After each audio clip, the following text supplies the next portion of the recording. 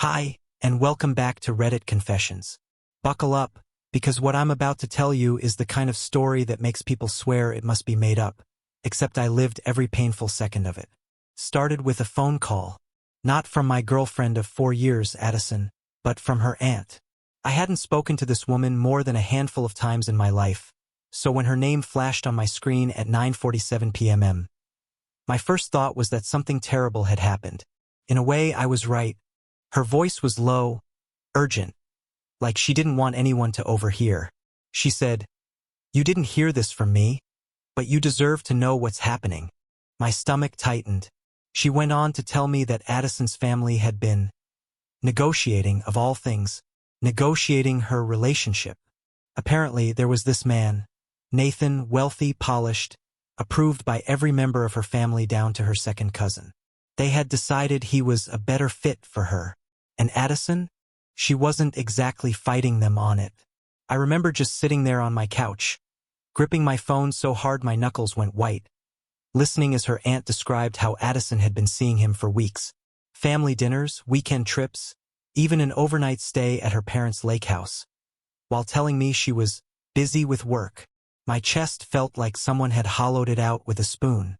Then came the detail that really made me sick. The following evening, her parents were throwing a private dinner to announce her new relationship. I wasn't invited, obviously, but the aunt, God bless her, said if I wanted proof I should go. "Don't tell anyone I told you," she whispered before hanging up. I didn't sleep that night. I sat there in the dark, staring at the wall, my mind spinning between disbelief, humiliation, and this deep, pathetic hope that maybe the aunt had misunderstood. By morning, I'd convinced myself I needed to see it with my own eyes. That's how I ended up standing on the edge of her parents' manicured lawn the next night, watching through the wide dining room window like some desperate outsider. And there she was, my Addison, sitting beside Nathan, her hand resting casually on his arm like it had every right to be there. Her parents beamed at them like they were presenting the couple of the year. I wanted to storm in, to shout, to demand an explanation. But I didn't. I just stood there, rooted to the grass, feeling the icy truth sink in. She hadn't been stolen away. She had walked away. And apparently I wasn't even worth a goodbye. What I didn't know then was that this perfect match her family handpicked was going to blow up in ways none of them saw coming, and that my life was about to take a turn that would make her regret everything. I wish I could say I just moved on after that night, but the truth is I spent the next week like a ghost in my own life. Work piled up on my desk. My phone buzzed with unanswered messages from friends, and I walked around with that same heavy knot in my chest. Every time I closed my eyes, I saw her leaning into Nathan, laughing like I had never made her laugh in 4 years. It was pathetic, I know, but I kept replaying it in my mind, like maybe I'd find some hidden sign that it was all fake, that she'd come back. Then the first rumor reached me. Not from her family, not from her friends, but from a guy I barely knew, one of Nathan's former coworkers. We bumped into each other at the coffee shop near my office, and he asked, in that offhand way people do when they're pretending not to gossip, "So, Addison's with Nathan now? Guess she's okay with all his history." I didn't take the bait right away. I asked him what he meant, and he just smirked like I should already know. Let's just say the guy's last 2 relationships ended with police reports. But hey, maybe she's the one to change him. He left me standing there with my coffee going cold in my hand, my mind spinning faster than it had in days. I tried not to care. Honestly, I told myself it wasn't my problem anymore. But every scrap of information felt like fuel for this twisted fire inside me. A week later, I heard from someone else. A girl I vaguely remembered from one of Addison's office parties. She messaged me late at night with a simple line, "I hope she knows what she's gotten herself into." When I asked her to explain, she went quiet. It was maddening. At the same time, something unexpected was happening in my own life. I'd been running a small side business for years, fixing up and reselling antique furniture. It was just a hobby, barely making enough to matter. But one of my pieces got featured in a local home decor blog, and overnight, my inbox exploded with orders. Suddenly, I was working late into the night, not because I was avoiding my thoughts, but because I had more demand than I could handle. For the first time in weeks, I felt something other than heartbreak. This strange, stubborn spark that maybe, just maybe, my life wasn't over. Still, part of me couldn't help keeping tabs on Addison, even if it was through whispers and fragments of gossip. The picture forming wasn't pretty. I heard about arguments at fancy restaurants, her showing up late to family events with red-rimmed eyes, Nathan's voice raised loud enough for strangers to hear. None of it gave me joy, not really, but it chipped away at the image her family had tried to sell me that night in the driveway. And yet, I had no idea that the next piece of news I'd hear would drag me right back into her world, whether I wanted it or not. It wouldn't just be a rumor. It would be something I couldn't ignore. Something that would put us face to face again for the first time since she left. I was finally starting to breathe again. Between the flood of new orders for my furniture business and the long hours sanding, painting, and hauling pieces in and out of my workshop, I had less time to sit and stew over Addison. Sure, I still thought about her. Like some scar you can't help but touch just to see if it still hurts. But at least I wasn't waking up every morning with that same crushing weight in my chest. Then, out of nowhere, an email landed in my inbox. It was from an address I didn't recognize, but the subject line froze me in place. Addison and Nathan engagement celebration. For a moment, I thought it was some kind of sick joke. I clicked it open, and my stomach turned. There it was, an invitation, complete with a smiling photo of the two of them in front of a vineyard, her hand resting on his chest to show off a massive diamond ring. I should have deleted it. I should have rolled my eyes, maybe muttered something bitter under my breath, and gone back to work. But I didn't. My eyes locked on the line that said, hosted by the Bennett family, RSVP to attend. The Bennetts were her parents, which meant they or someone had sent this to me on purpose. The question was, who? The answer came a few hours later, in the form of another message. This one was from her aunt, the same one who'd tipped me off before. I know you got the invite, she wrote. You need to see them for yourself. Just trust me. No explanation, no details, just that cryptic message. I couldn't decide if it was curiosity, anger, or some pathetic need for closure. But the next thing I knew, I was standing outside a rented banquet hall 2 nights later, wearing the one decent suit I owned. I told myself I was only there to prove to myself how much better off I was without her. That I'd walk in, take a quick look, and leave. The moment I stepped inside, I felt the weight of every pair of eyes turning toward me. Whispers started immediately, little murmurs rippling through the crowd. Addison's family was scattered around the room, dressed to impress. I spotted her mother first. Her expression tightened the second she saw me, like I just tracked mud into her spotless living room. Then I saw Addison. She looked different. The smile she flashed for guests didn't quite reach her eyes. And when she spotted me, something flickered across her face. Shock, then panic, and then this tight, polite mask like I was just another stranger. Nathan, on the other hand, wasted no time strolling over, hand outstretched in some smug, mock-friendly gesture. Well, he said loud enough for people nearby to hear, I guess you just couldn't stay away. It was one of those moments where 100 things rushed to my lips. Accusations, insults, the truth about how she left. But before I could say anything, Addison's aunt appeared beside me, slipping a folded envelope into my hand. She whispered, Don't react, just read it later. Then she was gone, melting back into the crowd. I stayed long enough to watch Nathan make a show of kissing Addison's cheek, and her flinch, small but there, was enough to confirm what the rumors had hinted at. Something in that perfect facade was cracking. When I finally got home and opened the envelope, my pulse spiked.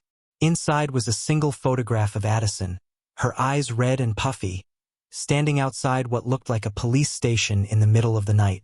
On the back, in the aunt's rushed handwriting, were 4 words that would pull me right back into the chaos.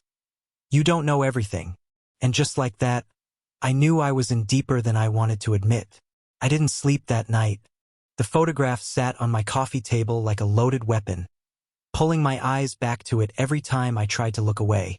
Addison, in an oversized hoodie, no makeup, hair in complete disarray. her eyes red and swollen like she'd been crying for hours. The fluorescent glow of the police station behind her made the whole scene feel even more surreal. And those 4 words her aunt had scribbled, "You don't know everything," kept bouncing around my skull until they almost lost meaning. By sunrise, I couldn't take it anymore. I called the only person who might give me answers, Addison's aunt. She picked up on the second ring, her voice low and careful, like she was talking from inside a closet. "You didn't hear this from me?" she began, and my gut tightened because that was exactly how our first conversation had started weeks ago. She told me that a few nights before the engagement party, Addison and Nathan had been out at some upscale downtown restaurant. Something happened. She wouldn't give me specifics, just that it ended with shouting, a smashed glass, and Nathan being escorted out by security. Addison had followed him. There'd been more yelling in the parking lot, and a passerby called the police. When they arrived, Nathan was already gone. But Addison stayed. Long enough to give some kind of statement. Long enough for the world to see her tear-streaked face illuminated by those cold blue and red lights. "Her parents buried it," the aunt said. "They don't want anyone knowing their golden son-in-law-to-be has a temper. But I thought you should." Then she hung up before I could ask a single follow-up question. I sat there for a long time, staring at my phone, feeling something I couldn't quite name. It wasn't satisfaction, not really. It wasn't pity either, though I'd be lying if I said seeing her crack under the pressure didn't stir something deep down. Mostly it was confusion. If Nathan was already showing his ugly side, why would she stay? Why parade around in engagement photos? Was it pride? Fear? Or was she in too deep to back out? The timing was almost cruel, because my own life was quietly taking a turn in the opposite direction. Orders for my furniture had tripled since the blog feature, and a well-known interior designer had reached out about collaborating on a collection. I should have been riding that wave, focusing on building something good for myself. But instead, I was splitting my brain between work and this knot of questions I couldn't untangle. 2 weeks later, I got another message, this time from someone I never expected, Addison herself. It was short, just one line. "Can we talk? Please." No context, no explanation, just that single plea. My first instinct was to delete it. She'd made her choice, hadn't she? But curiosity, that same stupid thing that had driven me to her parents' driveway, wouldn't let me. I told her to meet me at a quiet coffee shop near the edge of town. One I knew she never went to when we were together.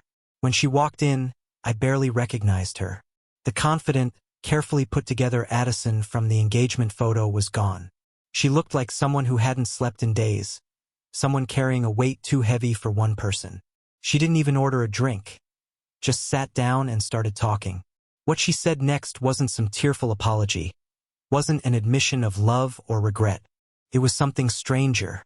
She leaned in, her voice low, and said, "You're the only person who might believe me, and I need your help." And in that moment, against every shred of self-respect I thought I had left, I knew I was about to get pulled right into the middle of a disaster I swore I was done with. When Addison said those words, "I need your help," my first instinct was to laugh, not because anything was funny, but because the absurdity of it nearly broke me. For years together, and when her family paraded her off to a better man, she didn't need my help then. When she sat beside him at that vineyard grinning like the picture of perfect happiness, she didn't need me then.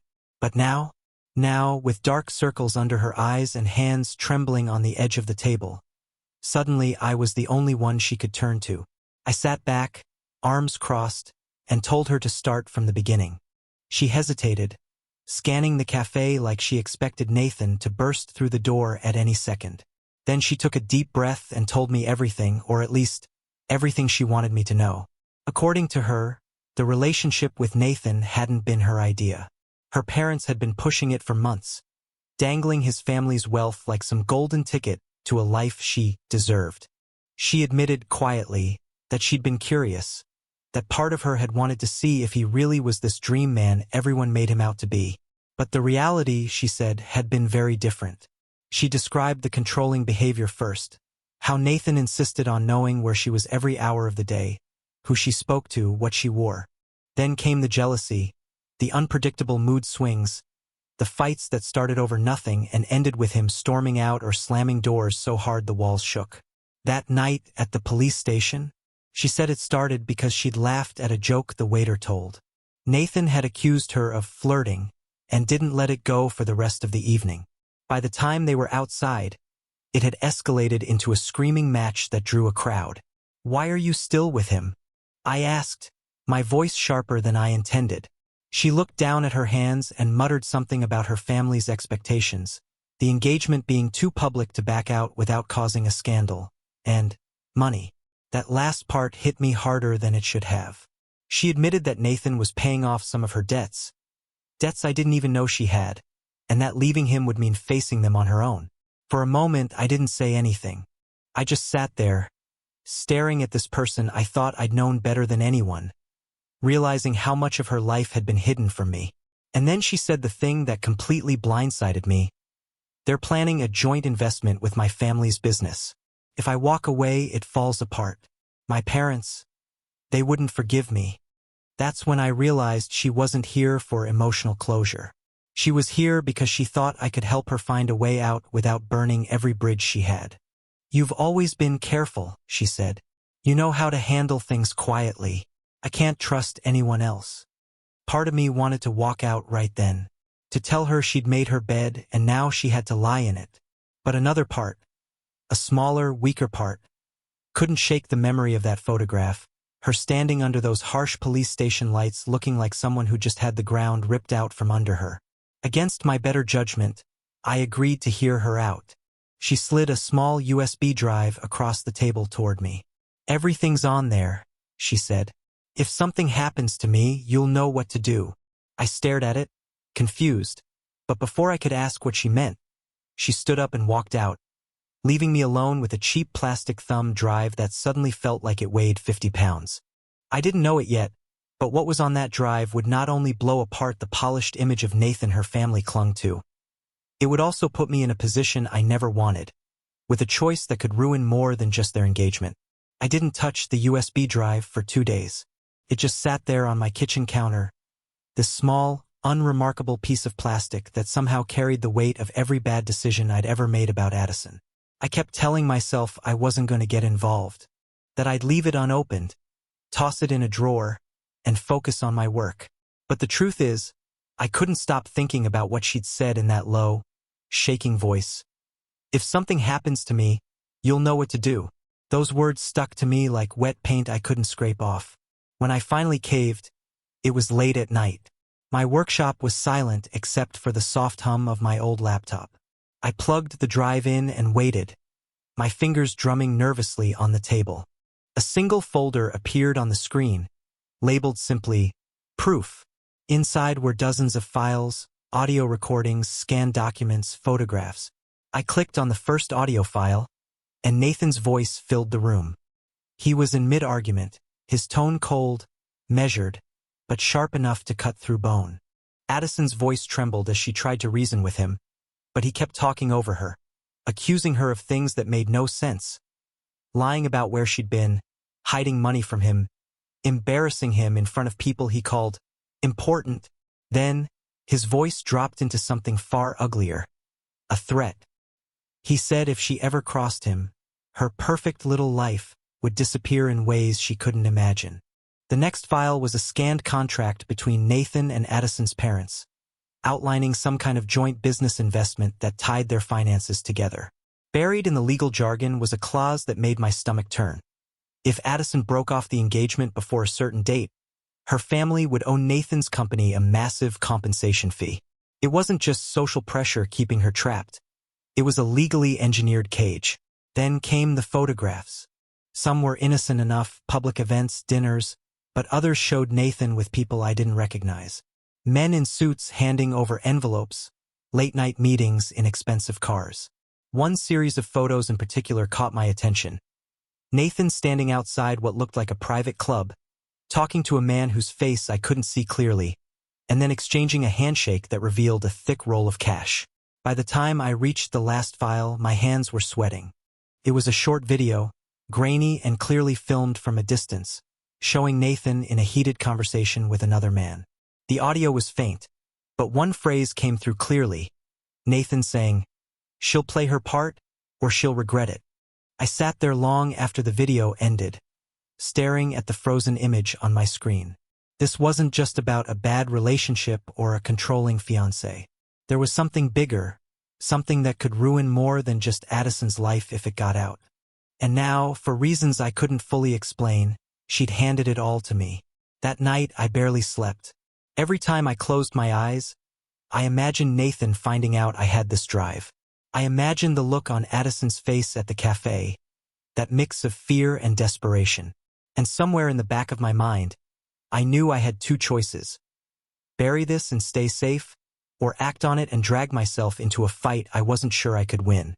The decision, as it turned out, was made for me the very next day, when Nathan himself showed up at my workshop.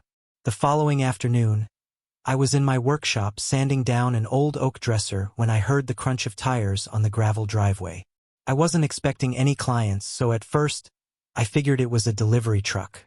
But then the engine cut, and I heard the deliberate slam of a car door, the kind of slam that's meant to be heard. I looked up through the dusty window and saw Nathan stepping out of a sleek silver SUV, dressed in an immaculate suit that looked absurd against the rusting tools and stacks of old wood. He didn't knock. He just pushed the workshop door open and walked in like he owned the place, his polished shoes crunching on sawdust. He took a slow look around, his eyes pausing on the half-finished dresser before settling on me.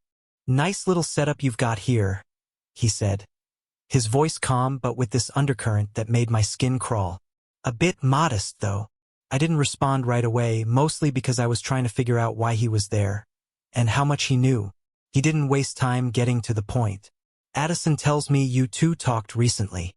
The way he said it wasn't a question. His tone made it sound like a statement of fact, one he was daring me to deny. I set down the sandpaper, my pulse starting to climb. She wanted to talk. I listened, that's all. Nathan smiled, but it didn't reach his eyes. He took a few slow steps toward me, his gaze never breaking. "See, here's the thing. Addison's been under a lot of stress lately. I'm sure you know how it is. People get confused. They say things they don't mean. They hand things over they shouldn't." My stomach nodded. He was dancing around it, but I knew exactly what he was talking about. The USB drive. I forced my face to stay neutral. "I have no idea what you're getting at." That's when his smile dropped. He leaned in slightly, lowering his voice. "I'm not a patient man, and I don't like loose ends. If there's anything in your possession that belongs to me, or that could hurt me, you'll want to hand it over now. Because once I have to come looking for it, things tend to get messy." The air in the workshop felt heavier, like the walls had closed in an inch. He straightened up, glanced around once more, and then headed for the door. Just before stepping out, he looked over his shoulder and said, "Think it over. I'll be in touch." The sound of his SUV fading down the road left me standing there in the silence, my hands trembling.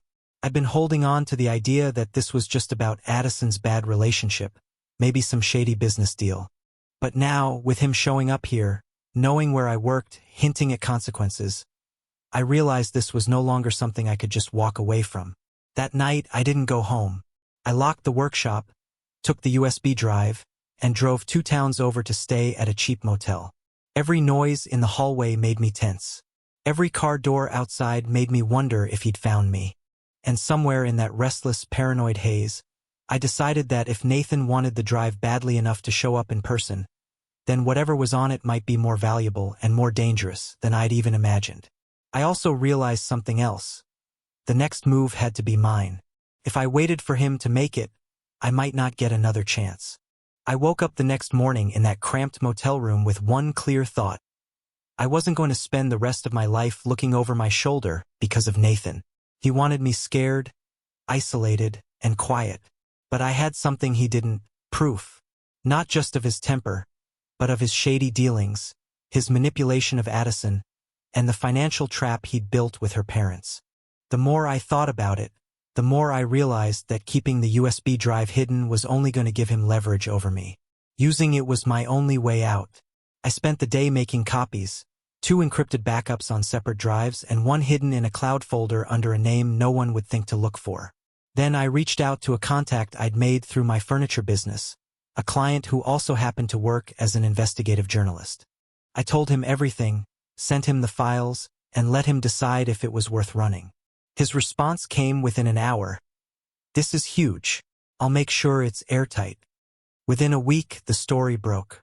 Not just a minor mention in some gossip blog, but a full-length investigative piece that detailed Nathan's questionable business connections, his controlling behavior, and the strange financial arrangement with Addison's family.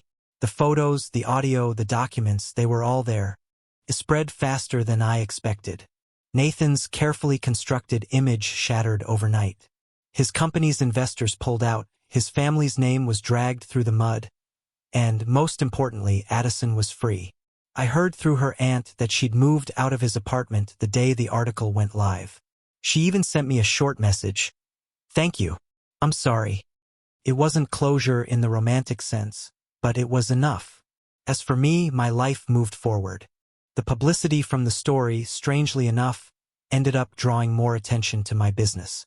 Orders poured in, and I started turning a profit big enough to hire help. I wasn't just surviving anymore. I was building something that was mine on my terms. And for the first time in a long time, I felt free. Not because I got revenge or because Addison and I would ever get back together, but because I'd taken control of my own story instead of letting someone else write it for me. So, that's it. That's how I went from being the guy left behind in a driveway to the one who watched the whole house of cards fall. What about you? Have you ever been in a situation where the truth completely flipped the script? Share your stories in the comments. I'd love to read them. And if you enjoyed this, don't forget you're watching Reddit Confessions, where real stories always find their way to the surface.